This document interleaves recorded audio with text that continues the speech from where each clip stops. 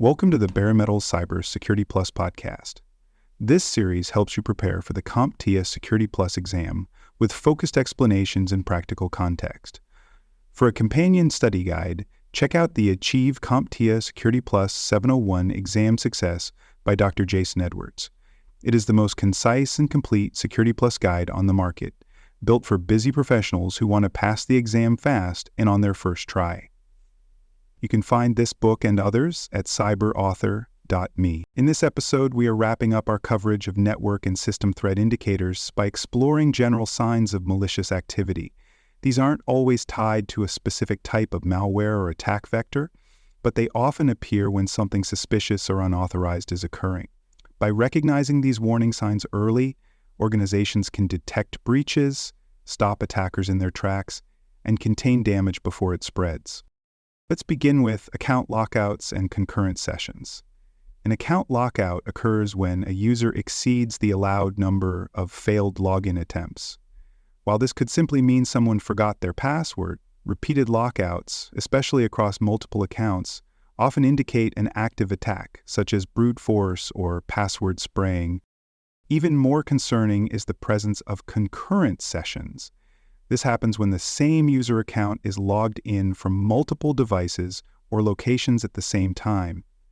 If your logs show the same account being used in two different places, especially in different time zones or from unfamiliar IP addresses, that's a strong indicator of credential compromise. Monitoring tools should alert on these events and correlate them with login history, geolocation data, and timestamps. Account lockout logs, session tracking, and authentication histories are critical sources of information when investigating possible intrusions. Next, let's discuss blocked content and impossible travel. Content blocking is often the result of web filters or firewall policies that prevent users from accessing suspicious or unauthorized websites. When content is blocked repeatedly, especially from the same user or system, it may signal that malware is trying to reach a command and control server, or that an insider is attempting to bypass security policies. Impossible travel refers to logging activity that cannot be explained based on physical limitations. For example, if a user logs in from Chicago at 8:00 a.m. and then appears to log in from Singapore 20 minutes later, that's not physically possible. Unless that user is using a virtual private network or remote desktop session, the login is almost certainly fraudulent. Security platforms often use geolocation data and behavioral analytics to flag these kinds of events. When triggered, they may block access, prompt for multi-factor authentication, or alert administrators. While not all impossible travel is malicious, it should always be investigated to confirm the source. Now let's move on to resource consumption and inaccessibility.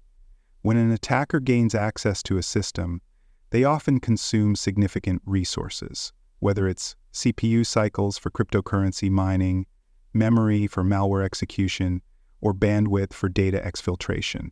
Signs of this include slow system performance, unusually high processor or memory usage, and spikes in network activity.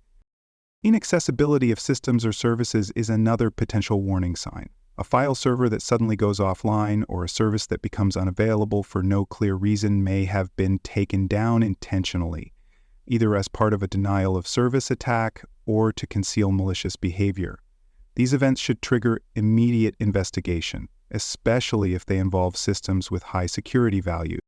Administrators should use resource monitoring tools to establish performance baselines and alert on unusual behavior.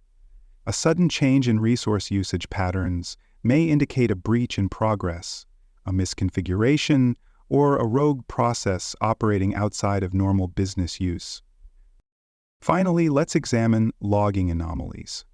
Logs are essential for detecting and responding to threats. When logs themselves show signs of tampering or inconsistency, it often indicates that someone is trying to cover their tracks. One common anomaly is out-of-cycle logging. This refers to log activity that occurs outside expected business hours or in timeframes where no users should be active.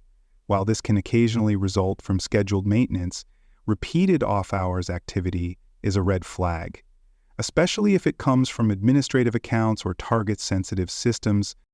Missing logs are another serious concern. If audit trails are incomplete or if entire blocks of logs are missing from critical systems, it could mean that an attacker has gained privileged access and is trying to erase their footprint.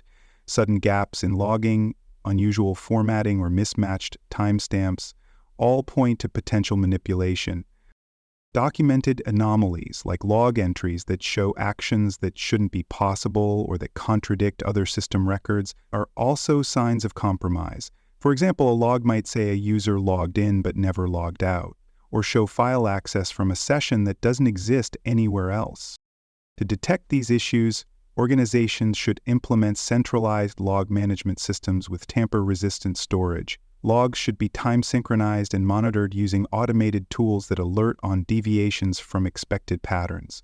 Daily review of high-value system logs, combined with long-term retention policies, helps preserve evidence and improve threat visibility. As you prepare for the Security Plus exam, keep in mind that not all threat indicators are obvious. General signs like account lockouts, impossible travel, resource exhaustion, or logging irregularities may be the first and only signs that something is wrong. You may be asked to analyze a scenario involving suspicious behavior or to recommend actions based on unusual patterns in logs or system performance. Focus on anomaly detection, session monitoring, and system baselines as your primary defenses in these situations.